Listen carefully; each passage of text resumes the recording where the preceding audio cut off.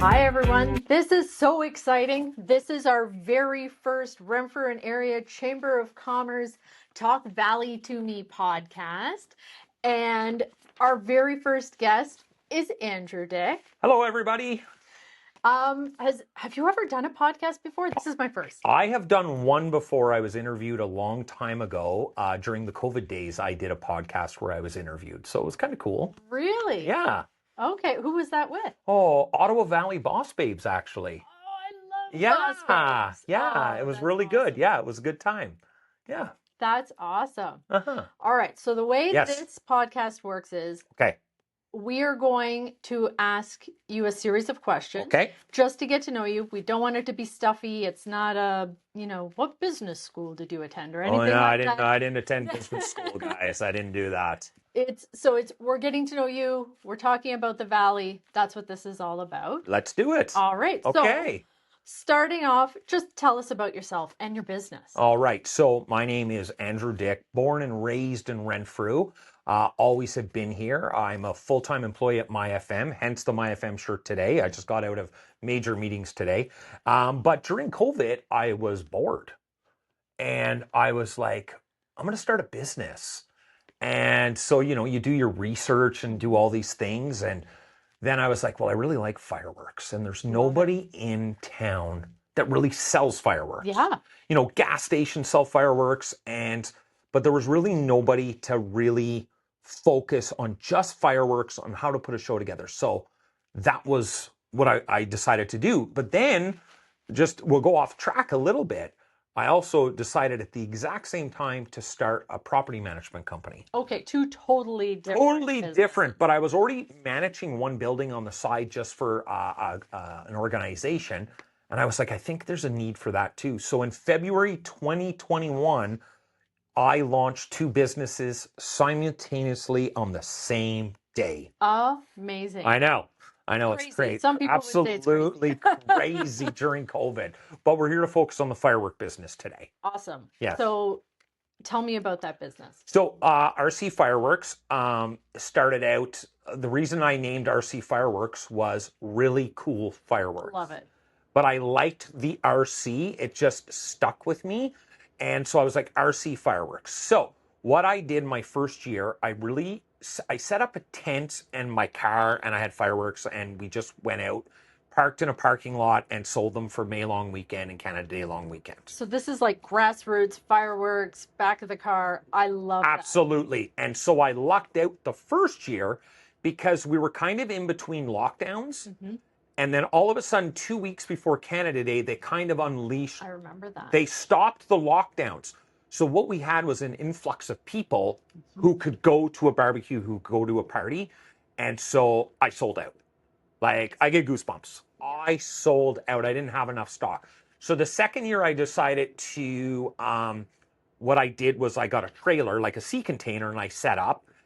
And what I noticed my second year was people were just calling me, and they were putting trust in me to say, hey, listen, I have $250, I have $1,000, I have $2,000. Can you put the show together for me? Just get me $2,000 worth of fireworks, or $1,000. And I'd say, sure. But as I was doing that my second year, I was like, why don't I go one step up and number everything for them on the order I want them to put the show on? That's huge. It was really huge. So they would show up. I had a set of directions on how I wanted them, set them up on the beach, because most places are in a beach, and light them off from 1 to 20. And then I would do the grand finale. I'd write on grand finale, light this one first, light this second, light these simultaneously. So that was the second year. Then the third year, I grew a little more. And what I didn't even realize I was doing, I was training my customer to go with the way I sell and operate. I love it. You know what I mean? And I didn't even realize I was doing it. And then when I realized it, I was like, okay, so third year was bad. It was a fire ban. Oh, I remember. So I actually lost, I didn't lose. I eventually made it up, but it took about a year. But I lost about $15,000. Yeah, it was a tough year. But then last year made up for it. Love it. Weather conditions were perfect. By this time, I'm in year 4. I have campgrounds. I have golf courses. I have huge family reunions. The campgrounds are the biggest one. If you can get the campgrounds, right? Because they have the associations. Yeah. So they have all the money from all year. So I did, I think, about 5 campgrounds, 3 golf courses, and then a lot of family gatherings on Canada Day.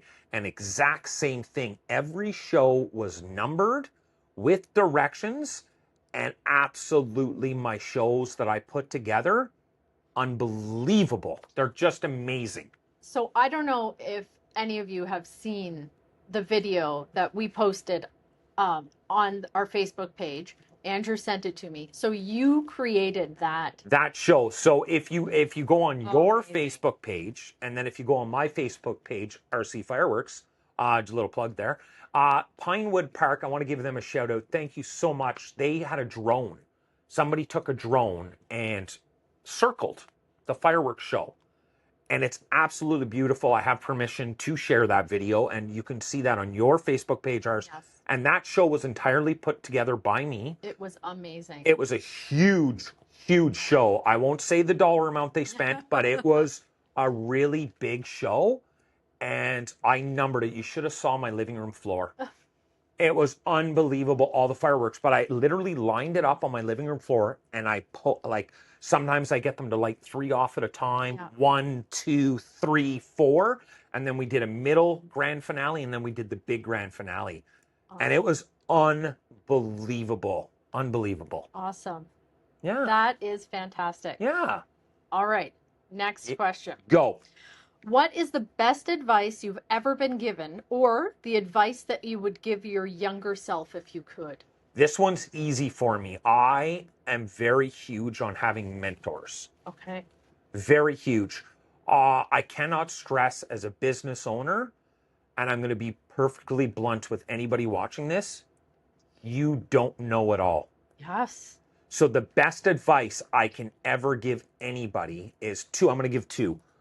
Always talk to mentors and people who know more about your business than you know about it yourself. I love that. Okay? That's so true. And then the next piece of advice I'm going to give, if you ever walk into a room and you're the smartest person in the room, you need to leave that room and find another room, because you never want to be the smartest person in the room, because you're never going to learn. And when it comes to business, you need to keep learning and learning and learning, because you know what? Facebook's a great tool.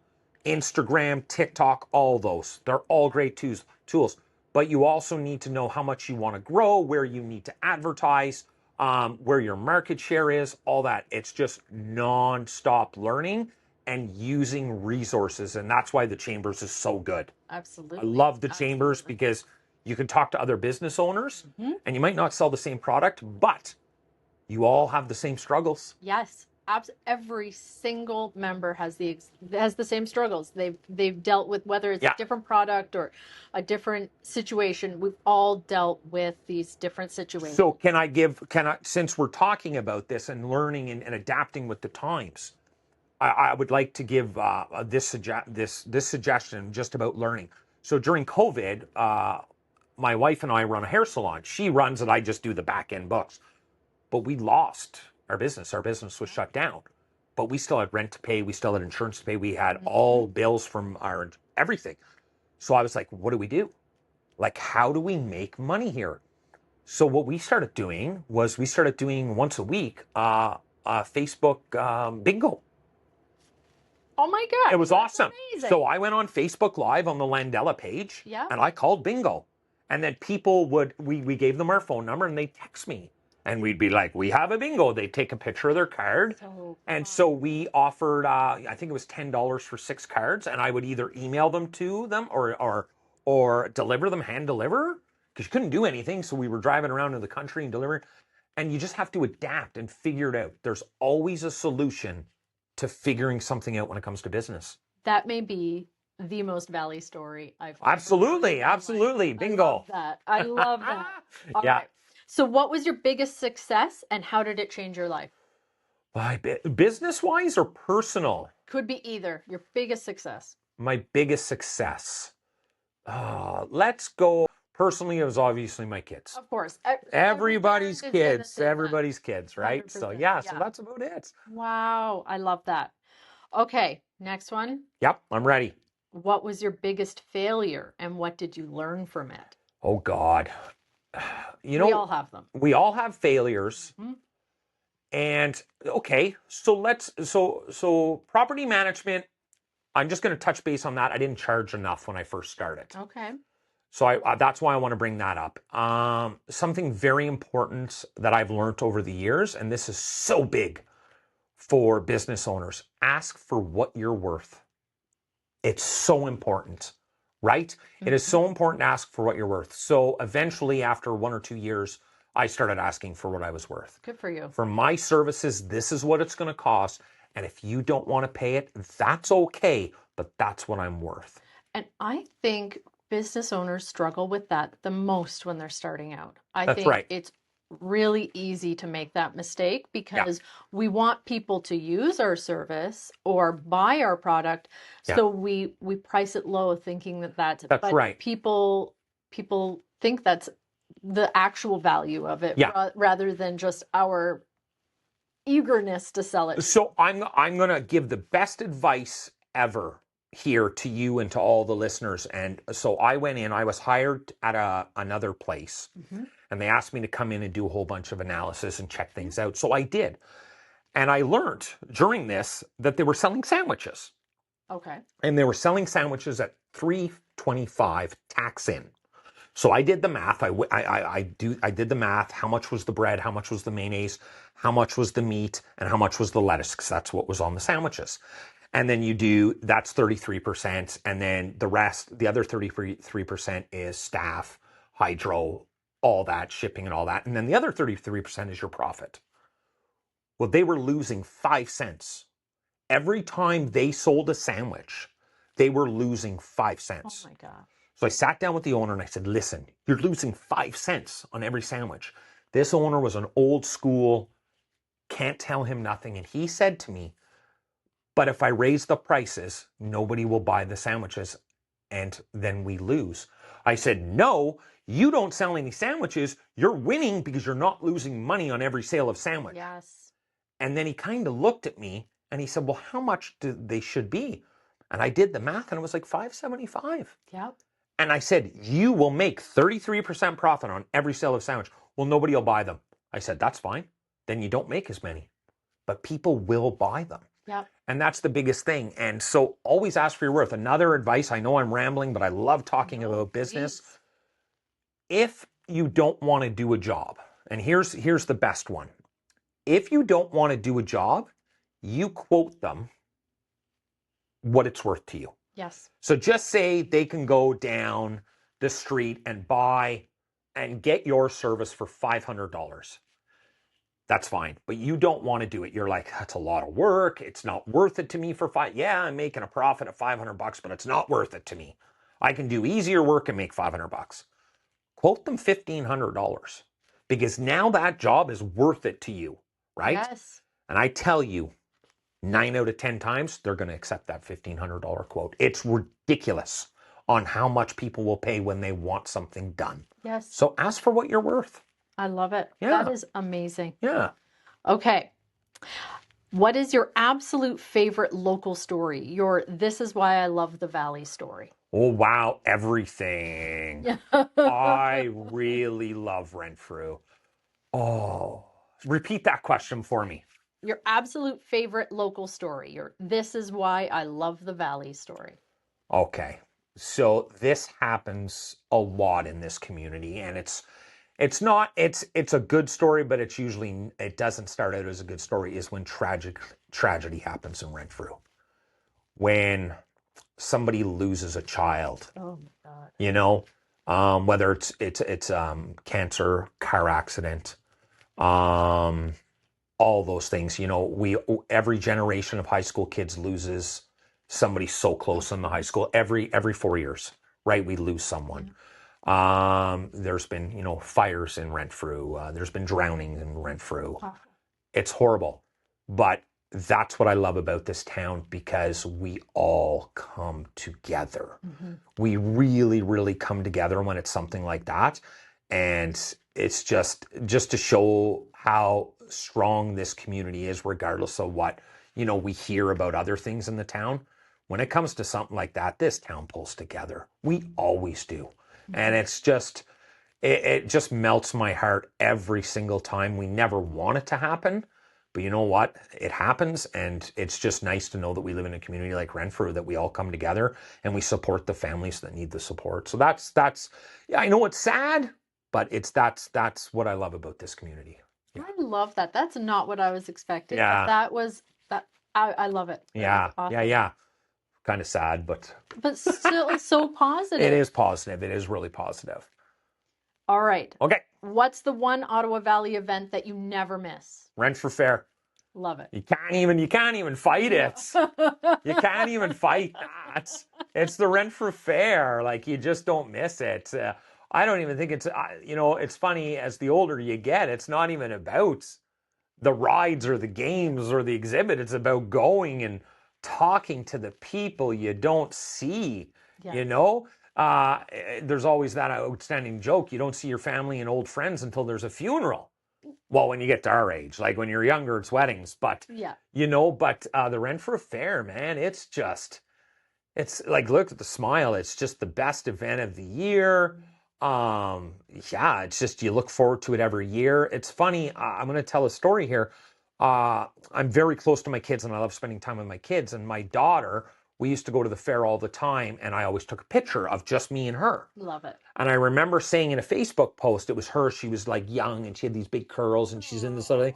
And I said, I better suck this up, because in 10 years, she's not going to want to go with me. Yeah. She goes with me every year still. I love that. Every year. Still get the picture. I still get the picture. I still get the picture. And another thing that was really big and everybody looked forward to on my Facebook page, my personal one, was I was really good at shooting the star out. Oh, okay. So every year I won my son and daughter a big stuffy. And so everybody looked forward to that picture of me with the kids winning a big stuffy. What did you do with all this stuff? Oh, we ended up giving them away. They go in the bedroom for about 3 days. Yeah. And then they go in the basement, and then 6 months later they're given away. Okay, yeah. I was gonna say. So definitely the Renfrew Fair. I love it. Yeah. All right. What is your favorite valley fishing or swimming spot? Oh, I'm going fishing tonight. I love it. Okay, where? So I'm going to Constant Lake tonight. Okay. But my favorite spot growing up, I haven't fished in years, but growing up, we used to fish down at the Boncher Chutes. Okay, yes. Yeah, we used to fish down there a lot, and we go down for big catfish. Yep. And I remember catching a 25-pound catfish down there. It was absolutely like a log. But yeah, growing up was the Boncher Chutes. But now, when I grew up, we used to fish at all the dams. And now all the dams are fenced off, right? Obviously for safety reasons. But for on land, definitely the Boncher Chutes. Yeah. I love it. Yeah. Okay. Are you a cat, dog, or no animal? Dog. Dog. Dog. I have 2 dogs. I have an 11-year-old Spanish water dog. Absolutely the best dog I've ever owned. Okay. She's a swimmer. Oh, man, she loves the pool and loves the lakes. And it's unbelievable.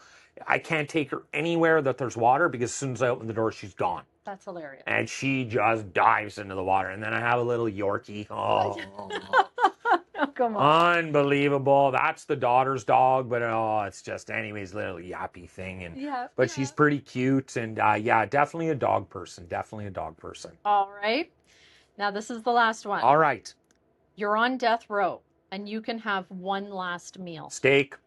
Just steak. What is it? Oh, it is a ribeye steak. Okay. Medium rare. Okay. With roasted baked potatoes, and asparagus, and a side of mushroom and onions. And probably, if it's a homemade pie, Step Back Diner has great coconut cream pie. Yes. Homemade still to this day. Probably that. And then if they were like, no, you can't have that, you're going to laugh at this one, craft dinner. I get that. I get that. Love craft dinner. I have loved craft dinner. And like, if anybody can relate, when you're having a bad day, you make it and you eat it right out of the box. I can't say I've done that in a Oh, while. you want to talk about comforts? And just you had the worst day of your life, and you just sit there and you put a towel on you because the pot's hot. Yeah, just rifle it in. Oh, Comfort. so those are my two. Those are my two. Go. I love steak and I love craft dinner. I love that. Yeah. Awesome. Yeah. This has been great. Good. Thank you so much. You're welcome. Thank you for felt having fun. me. It was awesome. I should have worn an IRC Fireworks t-shirt, but I was busy today. So it is what it is. It is what it is. Well, we appreciate you coming either way. Well, thank you very much for having me. Thanks so much. And thanks everybody for tuning in. See Thanks, you next time. Thanks, everyone.